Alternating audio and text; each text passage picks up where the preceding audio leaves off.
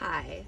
This is really surreal, first and foremost, that I'm making a video in this car, because the last video that I made in this car was not a good one. I was having a mental breakdown crisis, and the way that I felt then sitting in that passenger seat versus how I feel right now, which is like, thank the Lord, I feel centered, I feel grounded, I feel more like myself than I have in 8-9 months.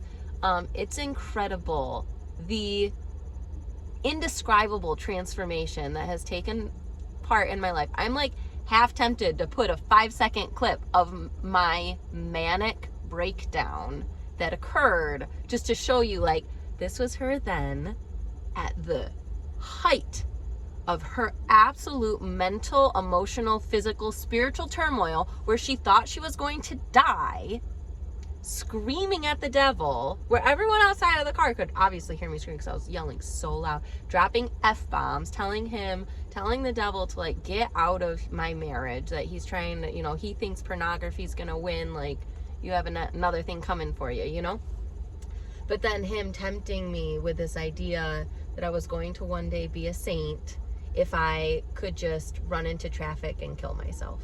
If I could just I had to make the biggest scene possible to attract the most people. And if I did this, all glory would be to God. Everyone would know that the glory was to God, and I have sacrificed my life for the glory of God, and therefore I was going to become a saint. Marijuana did a real number on me that day. It was, I made the video, and a lot of you were like, oh my gosh, you need to go to confession for smoking. Like, this is not a good thing. And it's like, on that day, in the moment, right, I was like, man, I really needed that. I was able to let all this anger out of me, and I don't know. It's like, maybe there would have been another way. And when I think about it now, I'm just like, I kind of wish I hadn't done that, right? I'm far enough away from it now that it's like, wow, that was probably not the wisest choice. And it was the height and depth of my emotional, physical, spiritual turmoil. And just feeling some level of centeredness and groundedness right now is amazing. So I was totally going to start this video in a whole different way. I was not planning on talking about that today whatsoever. But starting this video just reminded me of, I was in the last video I made in this car, the only other video, this is my husband's car, the only other video I've ever made in this car. I was in that seat and I was going crazy, literally like cherry on top crazy. Okay. So now that I'm more back to myself, thanks a lot to God, and also thanks to upping my Celexa dosage from 20 milligrams to 30 milligrams, which again, I hope to be able to decrease here at some point. I'm gonna enjoy the ride here for a second while I'm actually able to smile and laugh and be like excited for somebody and get a little bit giddy, Like, I'm going out with my sister-in-law here this evening. She was at, it's not the Rite of Elect Mass, but they go up and they write their name in the Book of Elect, and they have some crazy amount joining in the diocese this year. And they do the OCIA for the parish. And anyway, so she just finished up with that, so she's a little bit late, so I had an extra 25 minutes, and I thought, man, I'll do a quick YouTube video, because this morning I got to watch, oh my gosh, somebody so special to me, somebody that helps out with my kids.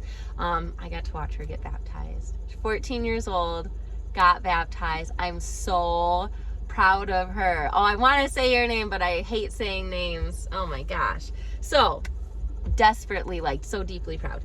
And at it though, so it was at a Protestant church, right? Baptized in the name of the Father, Son, Holy Spirit. The formula was there. It was so great.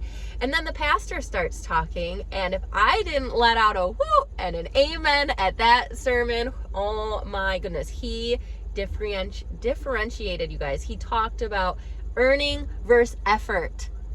Like, this critical thing about God's grace, right? He's talking about how our actions matter. And like, I was so happy to hear a Protestant pastor talk like that. I was just like, yes, tell them, please, yes, your actions matter. God's grace isn't something that can be earned. Absolutely not, 0%. But we have to make effort in it. We have to accept the grace and then make effort.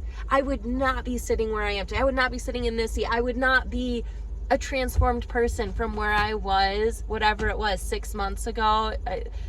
Beginning of August was when that would have been. It was a month after I found out about it. I would not be here without God's transformative power, without leaning into his grace, without the truth and reality of his existence and everything that he's offered me. I wouldn't be sitting here preaching to you his love and affection and care for us, how the devil hates us, how he wants to see us suffer because he was jealous of that love. He wanted all of that love to himself. And since God still made us, and he was like, no, I'm going to make these humans in this earth, and this is what I'm going to do. He was like, I don't like that. I want you to myself, and I want the power to be able to make those types of decisions, so I'm leaving. And who wants to come with me, by the way? Devils and demons, right? They hate us. They want the love that God had. They didn't want to share him. Gosh, I don't blame them, but my world, as a human, I want to share him with everybody. I want everybody to experience the love and affection that God has for you. How he's sad when you're sad, when you are hurt and traumatized and broken. He's sad with you. He's sad. He doesn't like it. When we see our children suffer, like truly suffer, right? The thought of one of my daughters, like something terrible happening to them. They get abducted, they get, mistreated, and all that stuff, right?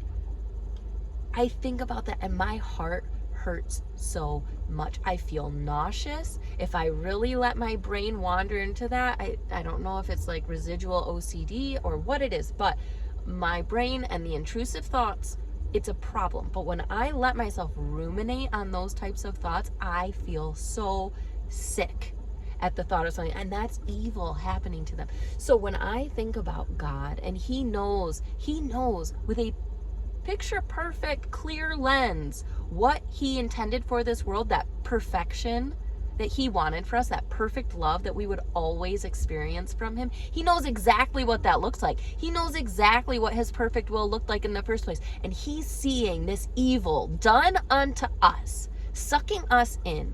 And if you think that he doesn't feel sick, and obviously he can't feel physically nauseous, Christ could, but if he's not sad with us, what kind of father do you think he is? He wants to protect us from harm and evil. He wants to protect us and hold us and mend our brokenness. Now, I'm not saying I'm fully healed. I'm still on medication. I'm still not healed, right? Because it's a process, because I'm human. I live in chronos time, the chronological time. I live in a whole different world concept, contextualization than how God lives. So for me, that whole a day, 1,000 years, 1 second is 1,000 years, better is 1 day in your court than 1,000 elsewhere, whatever. I don't know. That's the song that's coming to my brain. But this whole idea that a second in heaven is however long on earth. You know what I'm getting at, right? It takes time.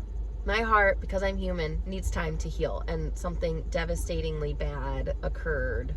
And so I trust that God is molding my heart and is truly healing me, and I'm allowing his true healing measures to take root in my heart, because if I just push it off to the side and stay where I'm at and still stay at home and still overload myself and not give my time the time and space, not give myself that time and space that I need to read certain books or journal certain journal entries or write certain letters or do certain research or whatever it may be, I don't have the time right now to take care of myself in a very intentional way. I can't heal. I can't do it. And I would remain broken. I would remain disconnected and disengaged and dissociated. And it just wouldn't be good for anybody. Me, my kids, my husband, my friends.